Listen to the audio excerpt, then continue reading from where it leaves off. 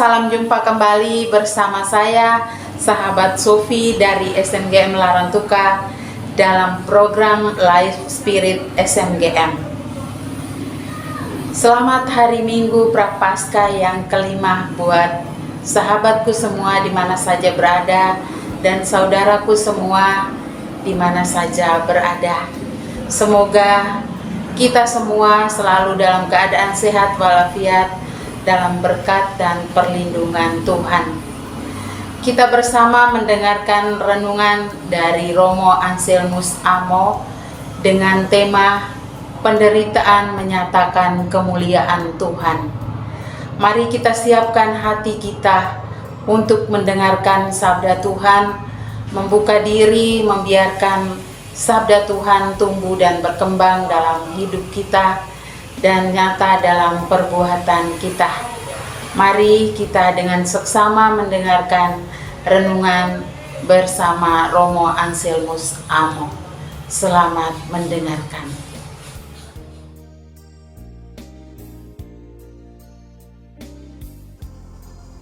Saudara-saudari yang terkasih, salam jumpa dalam renungan Life Spirit pada hari Minggu tanggal 26 Maret 2023. Pada kesempatan ini kita akan merenungkan bacaan Injil dari Injil Yohanes pasal 11 ayat 1 sampai 45.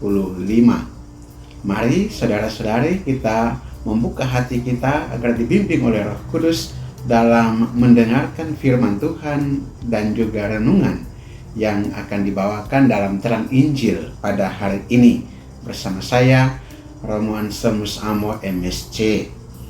Mari kita bersama-sama mendengarkan firman Tuhan. Tuhan bersamamu dan bersama rohmu. Inilah Injil suci menurut Yohanes.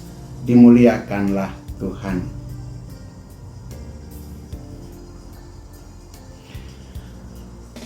Lazarus dibangkitkan. Ada seorang yang sedang sakit, namanya Lazarus. Ia tinggal di Betania, kampung Maria dan adiknya Marta. Maria ialah perempuan yang pernah meminyaki kaki Tuhan dengan minyak mur dan menyekanya dengan rambutnya. Dan Lazarus yang sakit itu adalah saudaranya. Kedua perempuan itu mengirim kabar kepada Yesus, "Tuhan, dia yang engkau kasihi sakit."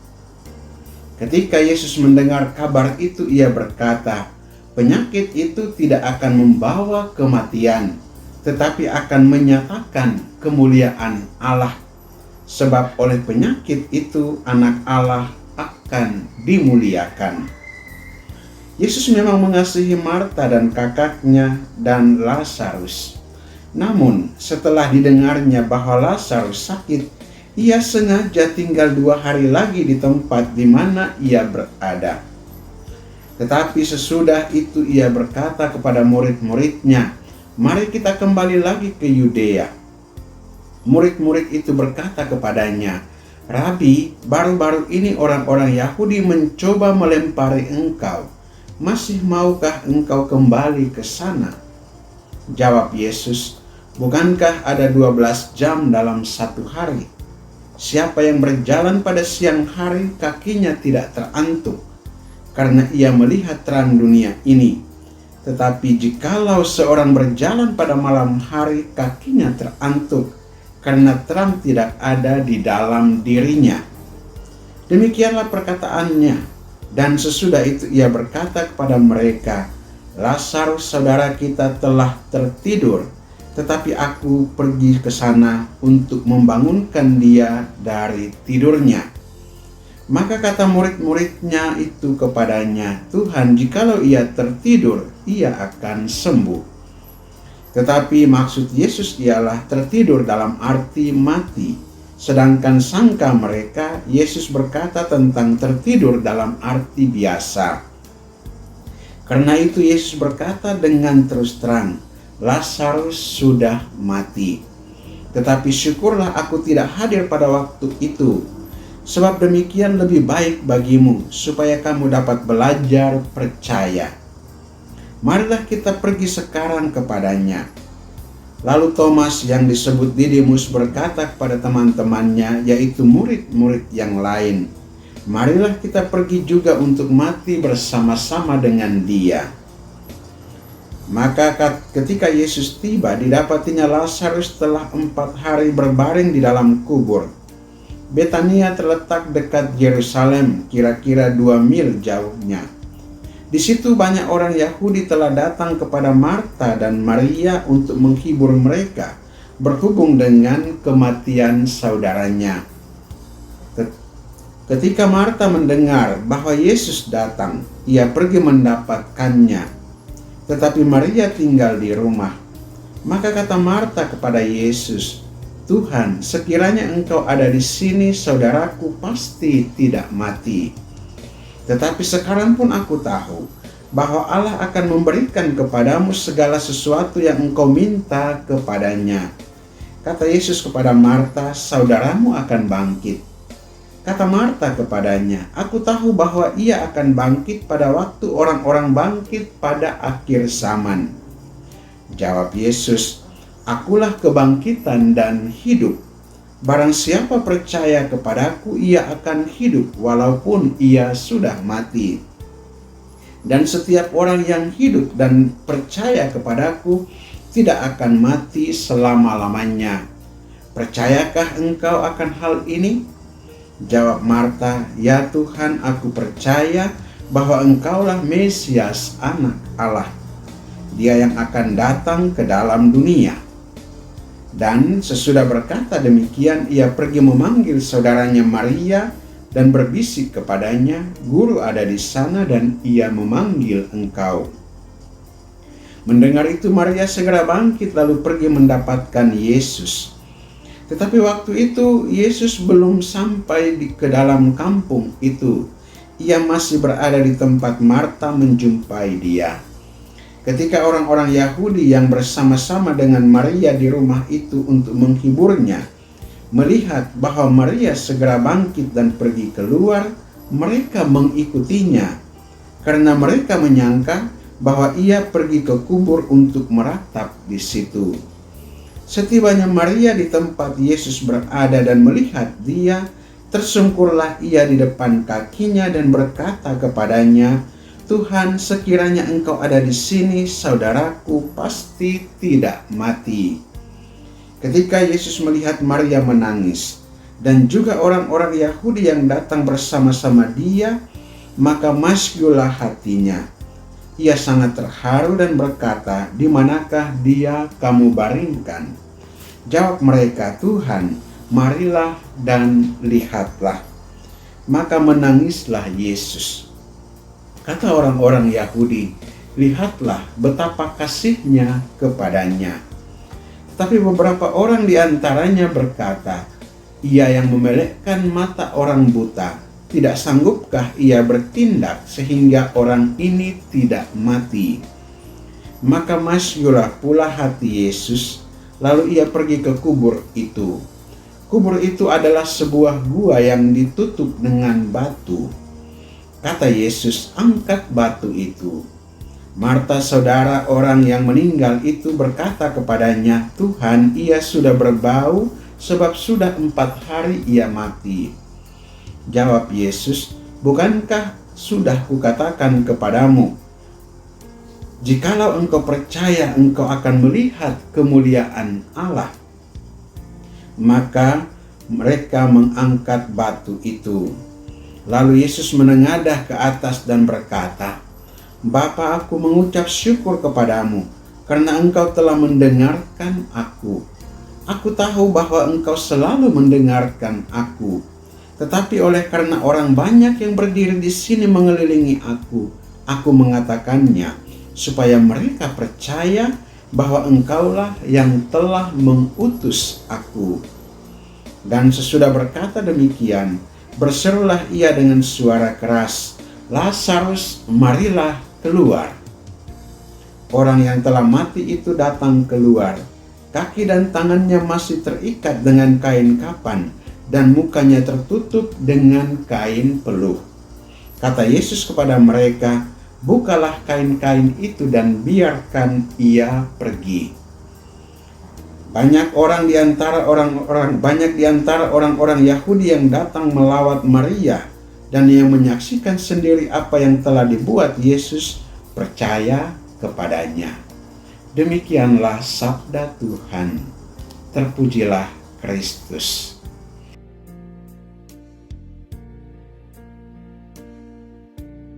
Saudara-saudara yang terkasih, bacaan yang panjang dalam perikop ini pada hari Minggu Prapaskah yang kelima, atau biasa kita sebut juga dengan hari Minggu Sengsara. Dan pada peristiwa ini kita masuk pada saat-saat untuk merenungkan penderitaan Kristus secara lebih dekat. Dan apa yang dikatakan atau dipesankan di dalam bacaan kitab suci hari ini, tentunya ada banyak tema, tentunya ada banyak hal yang bisa ditimba dari sana, antara lain terkait dengan kepercayaan. Tetapi melalui kepercayaan inilah sebetulnya yang Yesus kehendaki. Yang penting untuk kita sekalian pada kesempatan ini adalah memaknai atau melihat makna penderitaan di mana kemuliaan Allah dinyatakan. Tema kita pada kesempatan ini adalah penderitaan menyatakan kemuliaan Allah. Memang tidak gampang untuk orang bisa mengalami penderitaan dan menangkap kemuliaan Allah di sana. Tetapi pada kesempatan ini kita dapat melihat, mendengarkan dalam Injil hari ini bahwa Yesus menunda kedatangannya kepada Lazarus walaupun ia sudah mendengar kabar bahwa Lazarus sakit, dan bahkan ia sudah tahu bahwa Lazarus sudah tertidur, atau dikatakan tadi dia sudah meninggal.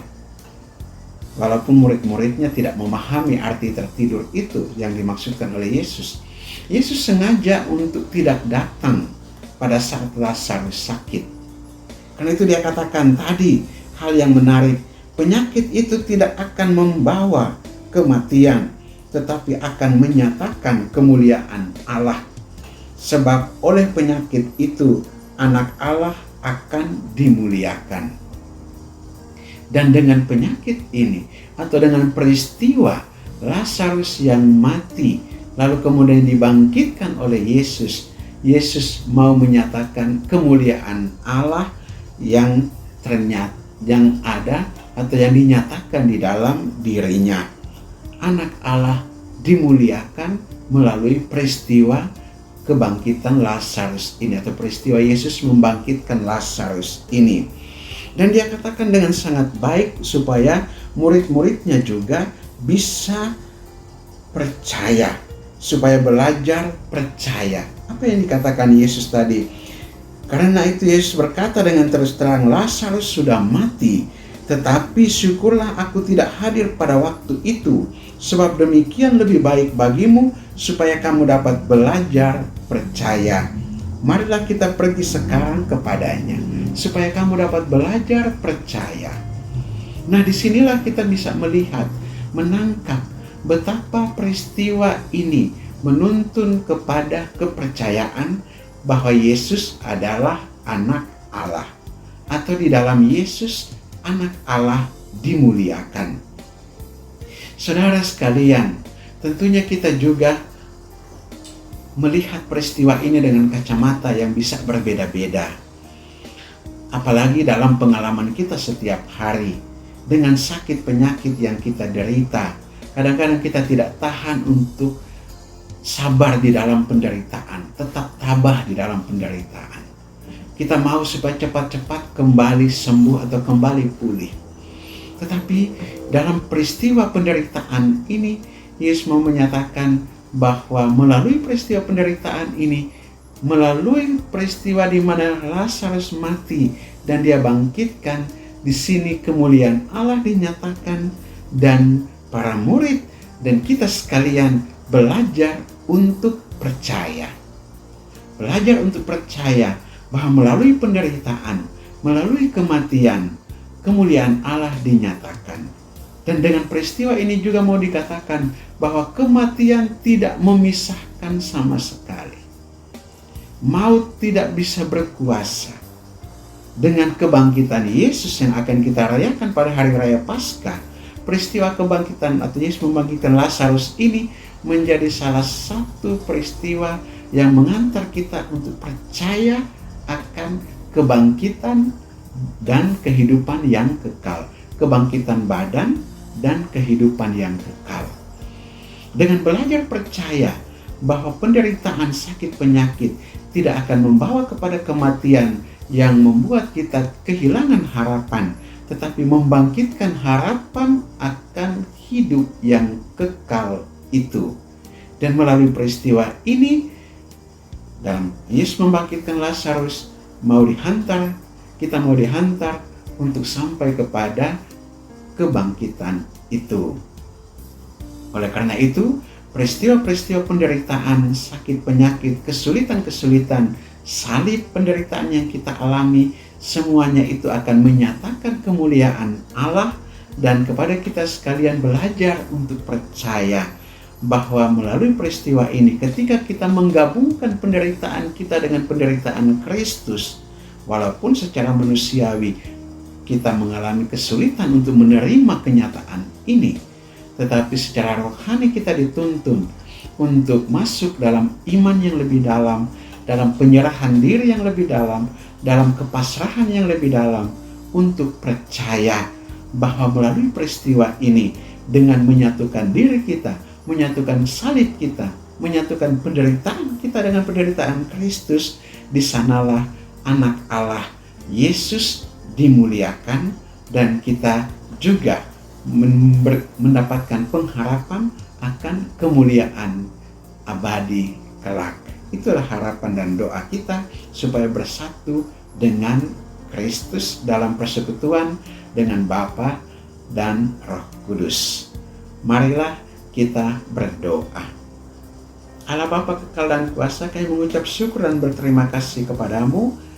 Melalui sakit, penyakit, dan penderitaan, Engkau tetap menyatakan kemuliaan-Mu. Kami mohon kepadamu, tambahkanlah iman kami. Kuatkanlah kami dengan kuasa Roh Kudus-Mu, dan berilah kami roh ketabahan, kesabaran di tengah-tengah penderitaan dan kesulitan, di tengah-tengah sakit penyakit, di tengah-tengah peristiwa-peristiwa yang tidak mengenakan, sakit, duka, dan kecemasan, di tengah peristiwa yang membawa kami seperti kehilangan harapan.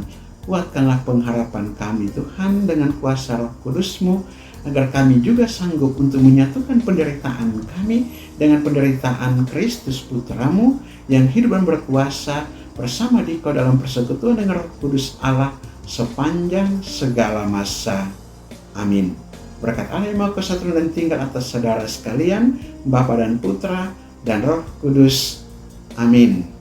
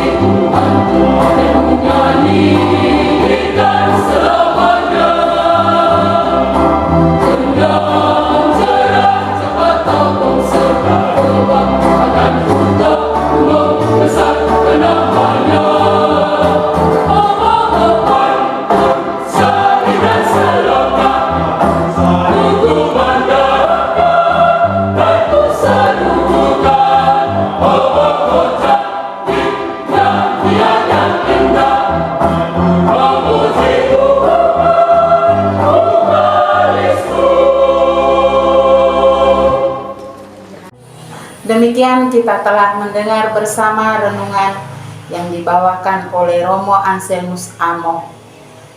Bagaimana kita bertahan dalam penderitaan yang akhirnya menyatakan kemuliaan Allah. Kita dituntut untuk bisa bertahan dan bersabar di dalam penderitaan kehidupan ini, memikul salib agar kita bisa sampai dalam kerajaan Allah. Demikian sahabat dan saudaraku semua, biarlah hatimu tetap bertumbuh benih-benih akan sabda Tuhan dan berjalan dalam terang sabda itu. Selamat hari Minggu Prapaskah yang kelima. Tuhan Yesus memberkati kita semua. Salam SNGM, melayani dengan sepenuh hati. Amin. Selamat malam.